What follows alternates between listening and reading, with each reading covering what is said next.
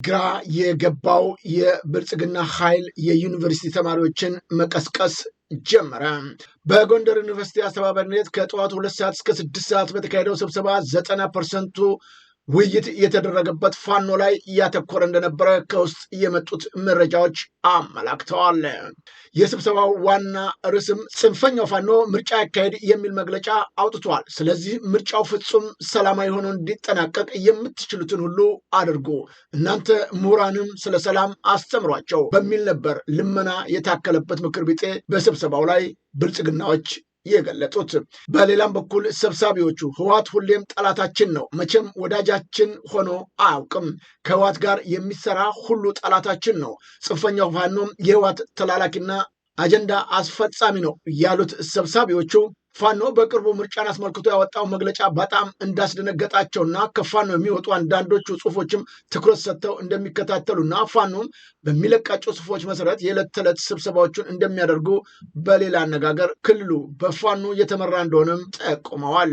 ስብሰባውን ሲመሩ የነበሩት አስራት አጸደወይን፣ ዶክተር ሞላና እንደዚሁም የአሁኑ የጎንደር ከተማ ከንቲባ መሆናቸውን ከስፍራው ያገኘናቸው መረጃዎች ይጠቁማሉ። የፋኖ ተአምራዊ ገድል ብልጽግናን አስደንግጧል። መከላከያዎችም አንገታቸውን ደፍተዋል። ለምሳ ሲያስቡን ለቁርስ አረግናቸው አሉ ፋኖቹ። የሜጀር ጀነራል ውባንተ 2ኛ ዓመት መታሰቢያ ቀን ምክንያት በማድረግ ነው። ሜጀር ጀነራል ውባንተ አባተ 1ኛ ኮር ከባህር ዳር ርቀት የምትገኘዋን ሐሙሲት ከተማ የነበረን ጠላት መደምሰሱና ብሬንና ድሽቃዎችን መማረካቸውን ገልጧል። ሜጀር ጀነራል ከፍ ያለው ደሴ 206ኛ ኮር ንፋስ መውጫ ያለን የጠላት ኃይል አይቀጡ ቅጣት በመቅጣት ከተማዋን በቁጥጥር ስር ያደረገ ሲሆን ከነፍስ ወከፍ እስከ ቡድን መሳሪያም ገቢ አድርጌያለሁ ሲል ገልጧል። የነበረውን ውጊያና የተገኙትን የመሳሪያ አይነቶችም አርበኛ ኢንጂነር ደሞዝ ኪዳን እንዲህ ሲል ገልጦታል። እናመሰግናለን። ይሄ የሚታየው የአድማ ብተና ፓትሮል ነው። ኦፕሬሽኑን የሰራ ነው እንደ ድርጅት ነው።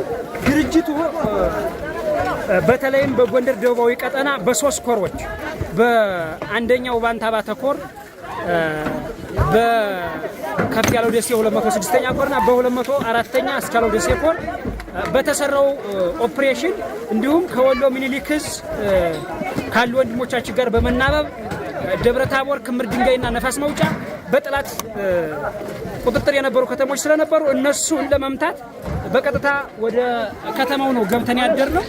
በዚህም የምታዩት ይሄ ክታክታ ይባላል። ነፋስ መውጫ ክታክታ ትምህርት ቤት ይባላል። ይሄ የአምባገነኑ ስርዓት የሎጂስቲክ ማዕከል ነው። እንደምታዩት ይሄ ፓትሮሉ የልዩ ኃይል ፓትሮል ነው። 3 ፓትሮሎች ወደ ታች ጋይንት አርብ ገበያ ሰደናል፣ ሙሉ ጥይት እንደያዙ ማለት። ስለዚህ ኤክሰስ የሆነ ጥይት 2 ዲሽቃ ወደ 8 ብሬን 200 በላይ የነፍስ ወከፍ መሳሪያ ተማርኳል በዛሬው ዕለት።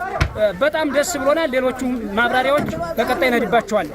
አብይ የኢትዮጵያን ሕዝብ ገንዘብ ወስዶ ለምኖ የሚገዛቸውን መሳሪያዎች ብርሃኑ ጁላ ደግሞ እየመጣ ያስረክበናል ያሉት ፋኖቹ አሁንም ገና በርካታ መሳሪያዎቹን በቅርብ ቀን እንረከበዋለን ሲሉም ገልጠዋል።